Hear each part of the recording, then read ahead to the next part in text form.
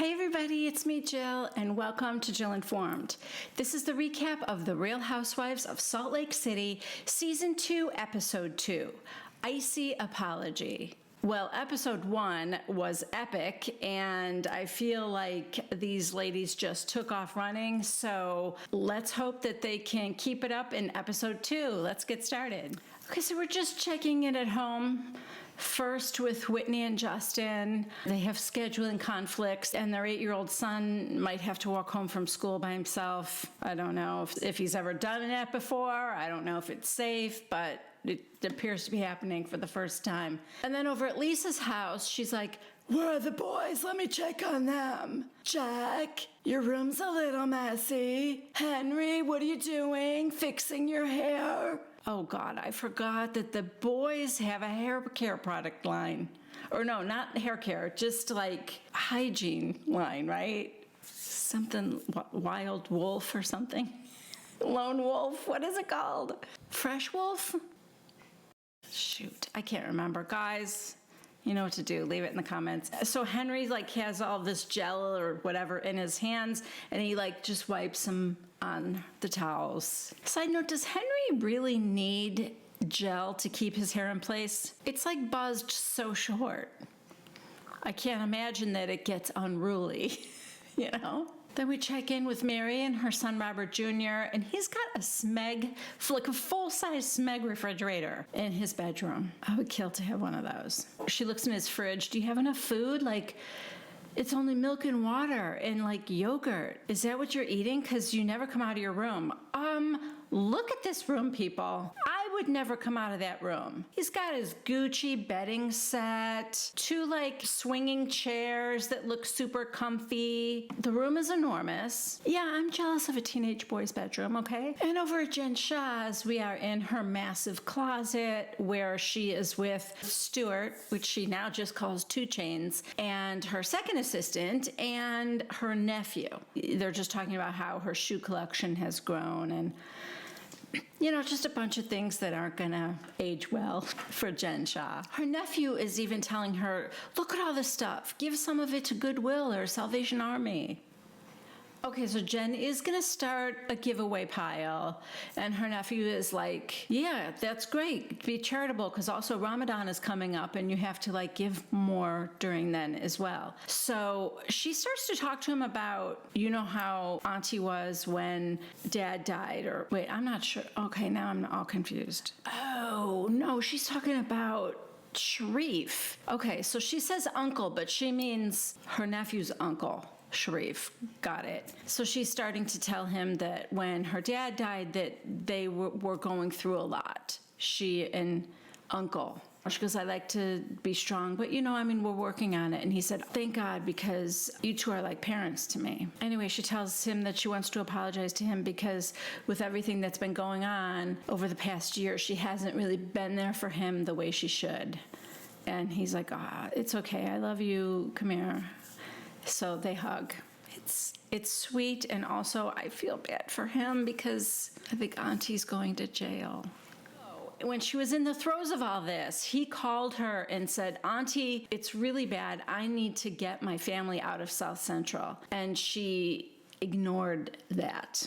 And when she got herself back together, she called him, and I guess she has since gotten him and his entire family out of South Central, and he is living with her now. I don't know where his family's living, but not South Central LA. So now Jen is saying that she realizes that she has to be a better mother, a better wife, a better friend, and it isn't enough to just say that she wants to do that. She has to show it. So now she's calling Heather. She tells Heather that she would like to get together. Heather in her confessional said, it's been 2 months since I've spoken to Jen, and part of me wants to think that she was just kind of letting the dust settle, but I also think she may have just given up on our friendship. Oh God, we get a flashback to the reunion when Heather said that Jen had said horrible things about her on social media, and Andy's like, just give her one example. And she goes, okay, how about this? She gets her dresses at Dress Barn, and she thinks she's an actress, but the only role she's gonna get is that of a manatee or Shrek. Jen's like this. So bad. So now on the phone, she's like, you know I care about you. I just want to see if you could like sit down face to face and talk. And Heather's like, yeah, absolutely. She did not seem like she wanted to, though. And now we check in at Meredith's house. It is like this huge mansion that is just sitting in the middle of like a mountain. There's nothing else around it. It's got like a wall of glass windows looking out over the mountains. And Meredith is FaceTiming with Brooks. I guess Brooks is at a friend's and he's like, what are you doing? And she goes, I'm just playing around with working on some design inspirations. Did she say playing around with stems? She owns a store, I know that, but like, is she an interior designer or something? I don't know. Anyway, Seth, her husband, comes walking in the door. This is probably the most I've ever liked Seth. He's wearing her beaded face covering. Otherwise, side note, guys, do you think Meredith was very different when she and Seth got married? I have this feeling that she became super bougie after they got married because there is no part of Seth that I feel Meredith could be attracted to. That's why I think she was a different person. Seth seems like he's the same old guy that, this might be mean or whatever, but I feel like Seth looks like he lives in Easttown, from Mayor of Easttown, like that town. Just your regular Joe trying to make a living, trying to put food on the table for the family. That's my whole impression of Seth. A little schlubby, and therefore very at odds with this gorgeous chalet in the mountains of Park City, Utah, with Meredith, his bougie wife. I could be wrong. Oh, God. In Meredith's confessional, she said, last year, Seth was pestering me daily. Move to Ohio, move to Ohio, move to Ohio. And thankfully, I didn't, because now Seth is in Mississippi. Seth, you're an idiot. I feel like he's a traveling, like a flim-flam man or something. Something out of Music Man. Meredith is just happy that Seth is making more of an effort to spend time in Utah and spend time with me. We'll see. Hey, you know what? Opposites attract. Maybe it works. So Meredith and Seth sit down to eat, and he asked how's Brooks doing? And Meredith said, well, basically, Brooks revealed to me that Jen is still going after him on social media. Oh, then we get this weird, like, rewind scene. Why so dramatic? I don't know.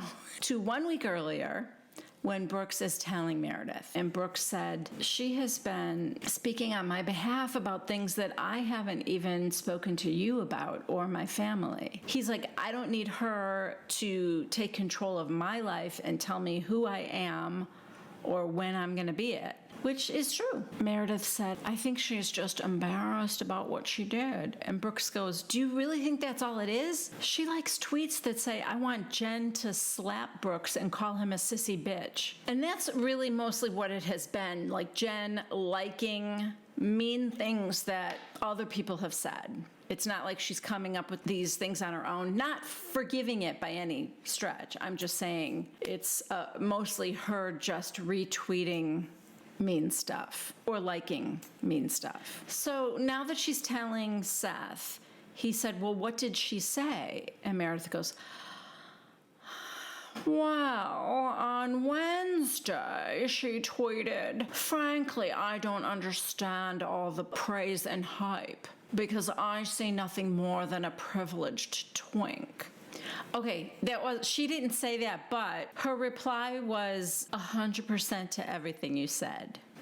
That's not great. So, here's what I think. I don't care if we think it's obvious that he's gay or not. He did not label himself that way. He did not come out. It is not Jen's business to do that or to be liking all of these nasty homophobic comments. And mostly, I would say, even though he's an adult, maybe you just don't come after kids. It's generally not a good idea for you as the housewife. So, Meredith's getting herself all worked up. Seth said, I just think maybe there's a misunderstanding. And she goes, misunderstanding about what? And Seth is like, it just seems so crazy. And she goes, the actions against our child have happened. I mean, she's right. To be honest, I don't think I would be friends with someone who kept coming after my daughter. Okay, now she's just scaring Seth. And I think Seth is already like I think he just kind of walks around at a level of maybe like 6 on the fear scale. I think he's always just like about that afraid of her. But now, I mean, she's ratcheted up to 11. She's like, this is my child. I will unleash on her. This is gonna end ugly for her. And Seth is like, yes, ma'am. Oh God, now we are at Mary's house and she's sitting there, and you know how she talks to herself now, and she's sitting in this just absurd chair where the back of the chair goes up about 12 feet into some kind of a scroll back, and it's all white leather. Then the chair next to her that's sort of like a queen's chair is in like multicolored diagonal stripes, and she's sitting there and she goes, oh God, I can't wait to get this house redecorated. She does have an interesting sense of style, I will say that. Oh, it's her cousin Big Joe that's gonna help her redecorate? In her confessional, she goes, Joe is actually my cousin who is the worst contractor you ever want to see in your life. She has a very interesting relationship with her family, doesn't she? Like, she employs them, but then also she has very adversarial relationship with a lot of her family who think that she kind of stole Grandma's life when she passed. She says the reason she did hire cousin Joe is because when he does do things, they're really good. It's just that he doesn't often work to completion. She had to make sure he would do that. Mary tells us that they moved into that house when Robert Jr. was 2 days old, and then we see a picture of the 3 of them. I kind of see Robert Sr. in that man, but that does not look like Mary. So like most everyone else, she spent the entire pandemic just staring at her house and all the things that she hates about it. So that's why everyone has been remodeling or moving, and that's why it's hard to find anyone to come, which is probably more the reason why she hired cousin Joe. You know what I mean? She probably couldn't get anybody else. But yeah, so this house it's like a bizarre museum in a way. There's so many knickknacks and tchotchkes and different various pieces of stuff. And I'm sure it's all super expensive, but it's very ornate, very kind of over the top. Side note, still think that this confessional look is insane. So then she says, I just spending the pandemic looking at everything. You just kind of feel trapped in it. It's like a marriage. It's stale. Oh, did I say that out loud? How trapped with Robert Sr. can you feel if he's been in Florida for most of the pandemic? Oh God, every room. The green room, which has another green marble fireplace and green carpet that Mary says every dog in the house would pee in this room because they thought it was grass. And then she's like, in this bathroom, it's so ornate. Honestly, it's like a fun house museum. But best of all is this room. If I could have my green screen here right now, I would be sitting in this room right here. The court gestures room. All right, the next scene is with Lisa and Jenny. And Lisa is driving. They're in the car. Lisa is driving, and texting, I don't know, Googling something. I don't know, but her eyes are pretty much on her phone and Jenny's scared and Lisa's laughing about it. Oh, she's bringing Jenny to meet Jen. I think you're gonna really love her. She's so much fun. And you and her, I think, have a lot in common. Oh no. Jenny will hate this scene when she watches it back. You both have a huge heart. I think you're gonna hit it off. Jenny and Lisa have their arms full of stuff. I don't know what it is, like a sewing machine and a poster that says, I love you with the American flag and bags of stuff. I don't know what this is all about. Oh. Lisa said, you have no idea how excited I was. We're going to learn how to sew today. Is Jen teaching them how to sew? Or is Jenny teaching both of them how to sew? Or is someone coming in to teach all three of them how to sew? Oh my God. Lisa's like, are you into this?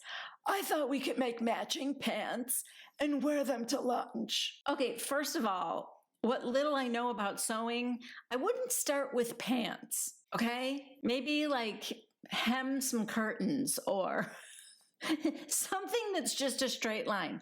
Pants and getting pants to fit right, that's pretty advanced. Although I would be lying if I didn't really want to see the three of them go to lunch in pants that they just sewed. Okay, so I guess Jen has some lint on her butt and Jenny reaches over and picks it off and goes, oh, I'm sorry, you had a little lint there. They're like, oh, well, that's a good girlfriend. And then in her confessional, Jen said, where did you meet Jenny? You already have a Jen, Lisa. But if we just meet and she's going to touch my butt, oh, we're going to be friends, girl. Okay. All right, Lisa is really trying to sell Jenny on Jen and she's like, oh, you'll love her. She's got a karaoke set up in her basement, like the whole deal. And she wedding sings too. She wedding sings. Jenny's like, yeah, I used to be a wedding singer. Oh. Hello, my baby. Hello, my honey. Hello, my ragtime gal. I haven't been to a wedding in a while, but is that one regularly requested? All right, so now Lisa tells Jen that she broke bread with Meredith. Yeah, I went to a Shabbat dinner at her house. And, we talked about you a little bit. She's got some hurt feelings I think we can resolve. And Jen says, I don't understand the hurt feelings. I've sincerely apologized to her multiple times. And then we see a montage of apologies. She's right, several of them. So then Lisa tells her, I think she's past talking about her marriage. Where I think she needs some resolve is like, it's deep with her kids. She felt like you were attacking her son. Gee, how could she get that idea? And Jen's like, I get that, because I would protect my son, totally. But there would have been no motherfucking issue if he hadn't said something derogatory about my vagina. I mean, he didn't say anything derogatory about it. He just said that he saw it. And that was traumatic for him. She then says that she never put anything out about Brooks personally. Yeah, we know. You just liked everything or retweeted everything. She said, did I like and retweet stuff that was funny? Yeah, it was funny. She doesn't think it was mean. It was just funny stuff. She thinks he decided to make a big stand about how funny her vagina is. So what's the big deal if she likes a tweet that she also thinks is funny? Jen's getting herself very worked up now. Oh, everyone's going to be fine. Everyone wants me to apologize. I should write a book on how to apologize for the same thing 100 times. That's all anybody wants me to do is apologize. Now she's like crying. But for what? It's all on me now. Oof. Your apologizing days are not over by any stretch. Okay, now we are in an upscale boutique with Heather and Whitney. I don't exactly know what they're shopping for, but Heather sees this outfit and she said, oh, Whitney, I feel like this is perfect for you.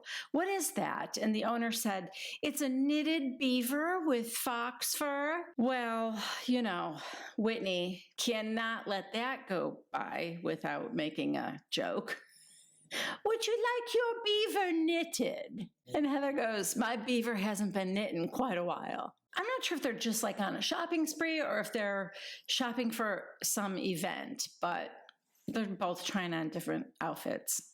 Okay, so now it's the part of the show where they sit down in a retail store and have wine and have a chat. Because, you know, that happens all the time. I don't have that kind of money, but like I have never been in a store where I just sat down with a glass of wine and had a little chat with a friend. Anyway, Heather says to Whitney, guess who I FaceTimed with? And she's like, Jen Shaw. Yeah. And she's like, how was that? Heather goes, it was great. That's convincing. She tells her they're going to lunch tomorrow. She said, you know, I think there's things we need to talk about. And I said, I agree. And Whitney's like making all these faces. And then Heather goes, I think it was real, Whit. Like emotionally, like it felt real to me. And Whitney's like, and Heather said, are you worried about me becoming friends with her again? And Whitney goes, yes, I am. Because I picked you up off the floor. Blink, blink. In her confessional, she said, you know how when your mother told you don't touch the curling iron because the curling iron's hot? That must be today's version of your mother told you not to touch the stove, right? Don't touch the curling iron. Because the curling iron's hot, and then what are you going to do? You go to touch it? That's Heather's relationship with Jen. So you're saying Jen's hot? Basically, Whitney just wants Heather to be careful because she said, you know, we all know Jen can be fun and a good time, but you never know what Jen you're going to get. Oh, we are at Jenny's house with my favorite little girl on Bravo right now, possibly. What is her name? I've got to learn what her name is because she is so adorable. They're helping Jenny make dinner, and this little one is spinning the salad. Oh my gosh, she has another joke. She goes, who wants to hear it? And I'm like, I do. Carlin is her name. She's 9 and she is everything. What did the Atlantic Ocean say to the Pacific Ocean? Jenny goes, what did they say? And she goes, they said nothing. They just waved. And Jenny goes, funny. And Carlin goes, I could tell by the eye roll. Oh, God. I love her. Guys,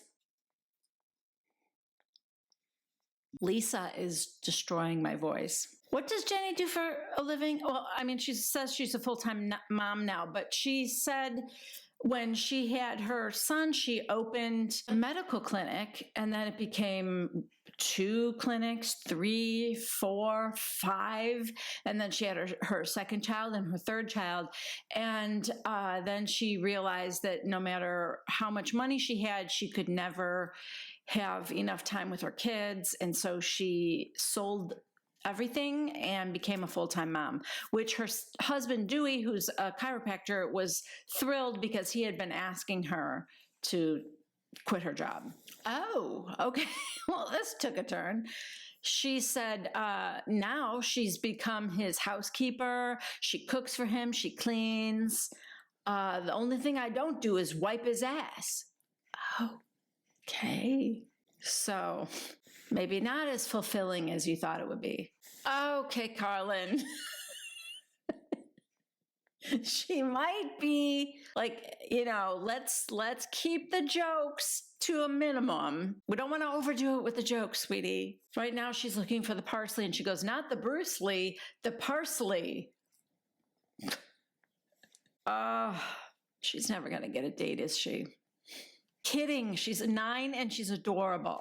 Now Dewey, in front of the whole family, said, oh, we have an empty seat at the table. And then he says to little Carlin, would you like a little sibling? And she's super uncomfortable. She's like, no.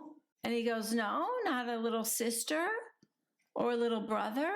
And now I think she's thinking, oh God, is mom pregnant? And I'm saying I don't want one. But she's like, no.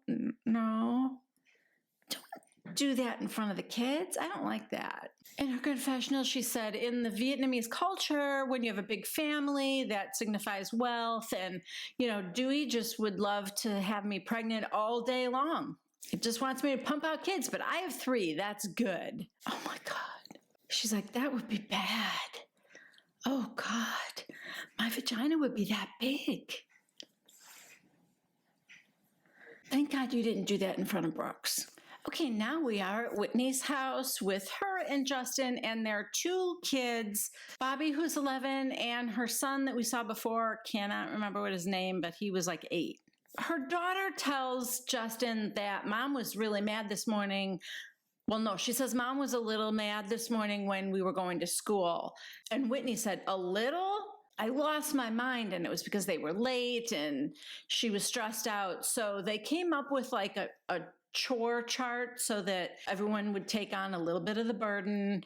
And Whitney is telling Justin that she cannot do everything anymore. She told Justin that she was explaining to the kids how important it is to her that she kind of sees things through with her new business. Okay, now I really like Bobby. Whitney tells her, we're going to test this out right now, and you 2 are going to go upstairs and get yourselves ready for bed. And Dad and I are going to have a little alone time. She does that to her kids. And Bobby goes, ew. At the exact same time that I also went, ew. Kindred spirits, me and Bobby. So the kids go upstairs, and she and Justin are sitting on the couch, and she said, oh, I have amazing news. And he goes, oh yeah, what's that? Well, with Iris and Bo, our goal is to grow by $10,000 each month. Wait, time out. I thought she had rebranded Iris and Bo to Wild Rose, right? Anyway, the goal is to grow by $10,000 each month. And this month, we grew by $15,000. Justin, that's so big. That's huge. Whoa. Contain those emotions, cowboy. Whitney, my goal is to create a $1 billion company. Justin. And Whitney goes, I don't see why I can't. Justin. I just want to make sure that we don't overlook our kids. What's with the we? Nobody's forcing you to overlook your kids. Oh, she's giving him a taste of his own medicine, because then he goes, and like us as a family unit. Whitney. Yeah. Loving that family unit. So she said, I feel like it needs to be more of a team effort at home. And I don't want to start to resent you. I don't want to lose the dynamic in our relationship. I want it to still feel the way it did before I started doing all this. Okay, this is going in a different direction. She said, like sex, babe. I need it as much as you do. Justin. Yeah. She goes, like I was your freaking goddess, and I don't feel like I am anymore. Then she tells him that she genuinely would give anything to just wake up to him grabbing her boobs. Justin's like, oh, wow. I think that when you get busy, it's you that checks out. Yeah, grab your own boobs. Okay, now she's sitting on his lap. Well, she acts out this whole sex thing in her confessional. It's kind of dumb. The producer asks her, she said something like, I don't want to just have robotic sex. And the producer said, what's robotic sex? And then she acts it out. I won't be doing that today. Sorry, folks. And now she's sitting on his lap on the couch, and she goes, I've just been really horny lately. Justin looks so uncomfortable. But he said, there's such an easy answer. And they just kind of laugh. So I don't know. Oh, okay. Now we are at ice castles in Midway, Utah, because, the snow's not cold enough. Although seriously, these like ice formations are kind of beautiful. Okay. Jen is there with her, number one assistant, Stuart, Stewie Two Chains. Also the other person named in the lawsuit. She got arrested, didn't she? Oh no, I heard her trial was October 15th. So not yet. I mean, she got arrested, but like she wasn't tried yet. October 15th, I think, is when I heard the trial was. Yeah. Anyway, she made him like go into one of these ice tunnels and he slipped and fell. And oh, I guess she's meeting Heather there. So the idea of meeting Heather there is because in her confessional, Jen said, you know, I'm trying to cut through all the stuff that's out there and like just talk to Heather. I iced you out for 2 months. You've been icing me out. Let's go someplace icy. Heather tried to go in that same little tunnel and she's like, whoa. Okay, I'm not going to go that way. And then she's like, Jen. And then you hear this echo, Jen, Jen, Jen, Jen. Jen is on this ice slide. Oh, this is what we see her on at the beginning when we find out that she's amazing. Oh my gosh, they're going to sit and have their little chat in these 2 chairs with like a fire and there's blankets, but it's encased in ice. I feel like I wouldn't want fire in there. I mean, I would because it would be freezing, but like, I don't know. I would be afraid a chunk of ice would fall on my head. Like I'm slowly melting this thing I'm sitting under. It's kind of cool though. Heather's like, this is so cool. Damn, Jen, this is why I put up with your bullshit. And in her confessional, she goes, oh, that bitch is casting her spell. But she wants to keep remembering the mean and horrible things she said about her because she doesn't want to like just fold that easily. You know, it's starting a little slow. Jen is like, you know, I just want to check in with my girl, see how you've been. Not well, bitch. Heather's basically saying, look, you know, I always want to be there for you, but I want to be happy and I want you to be happy, but I feel like we haven't been there lately. Jen said, yeah, I mean, I think, you know, partly it's that we haven't really talked with each other one-on-one. And Heather said, yeah, partly maybe, but also the things you're saying about me. Like, I'm your girl. Why are you throwing all those dumb digs at me behind my back? Jen goes, okay, like what? I need you to tell me. Heather said, like comparing me to sea mammals. Honey boo-boo. Manipulator, liar, racist. Why would I be your best friend if I'm a racist? Or why would you say, you're my girl and I love her, and then pull that card in such a charged time? Like, that just hurts my heart. So Jen said, well, you have hurt my feelings too. That last time that we were all together, that was hurtful. Then they show the reunion again. Are we to assume that the reunion is the last time they were all together? Because like nobody mentions the reunion, but every time they mention the last time we were together, we see a scene at the reunion last year. So Heather's kind of crying and she's like, okay, so that was just to get back at me then? You posted that I'm a racist because you were hurt? And Jen's like, no. And Heather goes, you don't think that's true about me for my kids to see, for my friends to see? And Jen's like, it was posted. I took it down in 5 minutes, Heather. And Heather said, it hurts me. And Jen said, well, then you need to come and talk to me about it. And Heather said, I don't want to come and talk to you every single time you post something that hurts me. Jen's like, don't believe all of that. And Heather's like, here are screenshots with your name on there. And so she pulls up her phone and she's like, Jen Shaw with a blue verified check. That means Jen Shaw typed these words about me. Hey, honey boo-boo. This is Jen Shaw. And Jen's like, stop. And Heather goes, you never said those words? And she goes, no, it's not true. Heather's like, how is this not you, Jen? Jen, that's not me. Heather goes, okay, well, I believe that you said them. And it hurt my feelings, Jen. That's the problem. You believe the worst. Explain how you didn't say those things and they came from your account. Like, how about that? Is Stewie 2 Chainz writing your stuff for you? I mean, maybe he is. Oh my God, this is so dumb. Jen's like, you believe the worst. You're looking for something. I'd be like, sweetie, I don't have to look. Here are the words under your name. Now Jen is crying. She goes, you want to know why I'm hurt?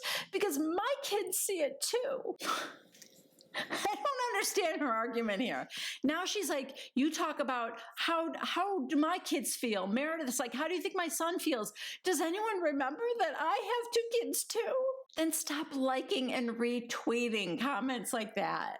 Either that or one of your assistants is doing all this and making you look really bad.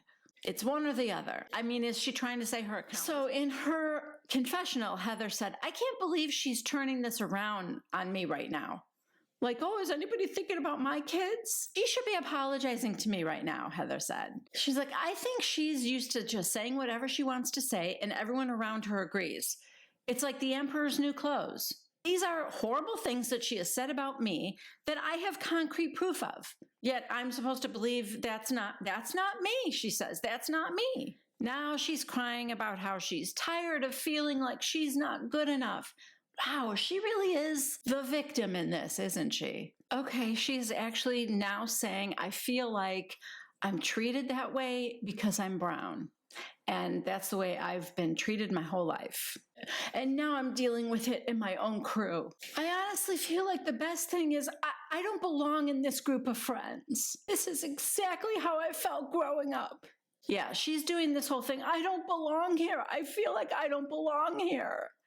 Yeah, it's very manipulative. That's what I think. And I do feel sorry for somebody who grew up a certain way and now feels like, you know, or anybody really who that doesn't feel like they deserve the life they have right now, or that they don't fit in with whatever their interpretation is of, you know, the rich people or fancy people or what. But I got to tell you something. This chick just showed us her 18 square foot closet, and I'm not buying this right now. I can see that it's working on Heather, and Heather now says, that breaks my heart. Now she's saying, I'm coming from a place of love. Why is that so hard for everyone to believe? Because your words and tweets, none of that is loving. So if this is really all you just lashing out because you're hurt, you're throwing huge accusations out there, calling somebody racist, and not to mention the mean stuff that I was kind of laughing at, but you know, it's mean. Nobody wants their mom to be called a manatee or Shrek. So that stuff is, yeah, that's not cool. But even if all of this is true, and even if all these emotions Jen is feeling right now is true, it doesn't excuse the stuff she did. And I really hate that she is now manipulating Heather. She again says, it's so easy for you to believe all the bad stuff, but hard for people to believe the good stuff. And Heather goes, you're looking at the girl who believes all the good stuff. That's why I'm still here, and I'm saying to you, I love all the good stuff. Heather's like, I want to move past all the petty bullshit, but it matters that we see it and stop doing it. In Heather's confessional, she said, I think Jen is treated differently because of her temper, not because of the color of her skin. And she actually thinks that Jen is treated better because of her temper, because everybody's kind of walking on eggshells around her. I'm a little confused right now. Heather's like, remember when we first started hanging out and Jen is in this other conversation where she's talking about how it's different when it's done to her. Yes, but as Heather said, she's not doing anything to her. She said, I don't do it to you and I won't do it to you. In her confessional, she said, the problem is Jen loses her temper, hurts our feelings, and then fails to ever really apologize for that. So Heather goes, so where do we go from here? Are you breaking up with me? I feel like you're breaking up with me. I never had a boyfriend, so I don't know. Is that what's happening? Jen is genuinely crying. I believe that. I don't think it's fair, because I think it's a diversion from, you know, I think she got off topic a little bit there. She said, I need to feel like you trust me. Give her a reason to trust you, girl. Heather said, that's going to be hard for a while. Wow. She's good at what she does. I mean, you know, she got caught now, but like, she is a master at manipulation. Heather is actually walking on eggshells around her, being careful with her words, being gentle with her. And Heather's the wronged party in this case, but yeah, doesn't matter. Heather reassures her that even though it's going to take time, that's okay, because I love you and I want to be friends with you. She's like, not just like first, second year friend, but like cruise control, totally, I will be there for you. That's the type of friend I will continue to be, if that is what you want. She said, otherwise, we shouldn't be friends. Because I will not suspend my disbelief when people send me screenshots with your name on it that it was made up. That's too much of a leap for me. But I don't care if you can promise me that you will stop doing it. I don't know if she can. I mean, she can promise it, but I don't know if she can stop. Jen says, look, I don't think you're a racist. I'm sorry I reposted that. I know I need to make changes in how I communicate, and I know you have always been there for me. Then she says she is sorry that even though Heather was, sticking up for her, that she wasn't there for Heather, because I wasn't. I wasn't even there for my family, and I see what's happening now. She's going to turn this into the conversation she had with her nephew, where she apologizes that she wasn't there for him, but she was going through this thing with her marriage and Coach Shaw. And because she was worried about that, she wasn't there for her friends. And then she tells them in such a way that they have to forgive her. I don't like this. Okay, so then Jen says, we have churros. And she throws a couple right into the open flame. And Heather goes, I don't think you're supposed to throw those in there. And Jen goes, yeah, no, probably not. Oh my, Heather gets them out with it. She's got her gloves on. She goes right into the flame. And Jen's like, you're going to catch your gloves on fire. And Heather's like, no, you just got to be fast, man.